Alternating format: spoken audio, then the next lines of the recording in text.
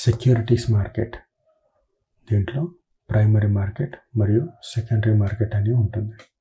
Primary మార్కెట్లో చూసినట్లయితే ఏవైనా షేర్స్ కొత్తగా ఇష్యూ చేస్తున్నప్పుడు దాన్ని ప్రైమరీ మార్కెట్ లోపల ఇష్యూ చేయాల్సి వస్తుంది. ఆ new securities like shares, debentures or bonds.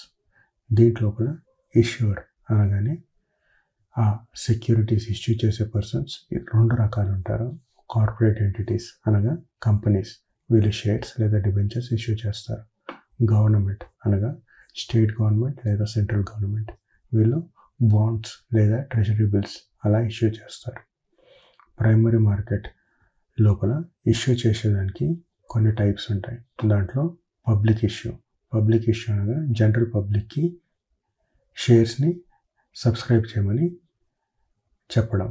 దాంట్లో మొదటిది ఇనిషియల్ పబ్లిక్ ఆఫర్ అనగా ఫస్ట్ టైం ఏదైనా కంపెనీ పబ్లిక్ దగ్గరికి వెళ్ళి మనీ రేస్ చేయడానికి ట్రై చేసినప్పుడు దాన్ని ఐపీఓ అంటారు. ఐపీఓలో రెండు రకాలు ఉంటాయి. ఫ్రెష్ ఇష్యూ అనగానే అన్ని షేర్స్ కొత్తగా ఇష్యూ చేస్తున్నట్లయితే దాన్ని ఫ్రెష్ ఇష్యూ అంటారు. ఆఫర్ ఫర్ సేల్ అనగా ఆల్రెడీ ప్రమోటర్స్ దగ్గర ఉన్న షేర్స్ మార్కెట్ లోపల పెడుతున్నప్పుడు దాన్ని ఆఫర్ ఫర్ సేల్ అంటారు. రెండోది వచ్చి FPO, follow on public offer అనగా ఆల్రెడీ ఐపీఓ చేసినటువంటి వాళ్ళు ఫాలో ఆన్ పబ్లిక్ ఆఫర్ చేయొచ్చు. వీళ్ళు సెకండ్ టైం లేదా కన్సిస్టెంట్ టైం లోపల పబ్లిక్ దగ్గర నుంచి ఫండ్స్ రేస్ చేస్తున్నట్లు. ప్రిఫరెన్షియల్ ఇష్యూ అనగా ప్రమోటర్స్ లేదా ఒక స్ట్రాటజిక్ ఇన్వెస్టర్స్కి లేదా ఎంప్లాయీస్కి ముందు ప్రిఫరెన్స్ ఇస్తూ షేర్స్ ఇష్యూ చేసినట్లయితే దాన్ని ప్రిఫరెన్షియల్ ఇష్యూ అంటారు.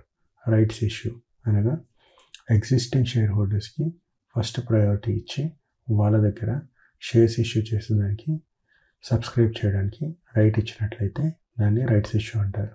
బోనస్ ఇష్యూ, ఒకవేళ మన దగ్గర షేర్స్ ఉన్నట్లయితే ఆ ఉన్న షేర్స్ని బట్టి రేషియో మెన్షన్ చేస్తూ అడిషనల్ షేర్స్ మనకి ఫ్రీగా ఇచ్చినట్లయితే దాన్ని బోనస్ ఇష్యూ అంటారు.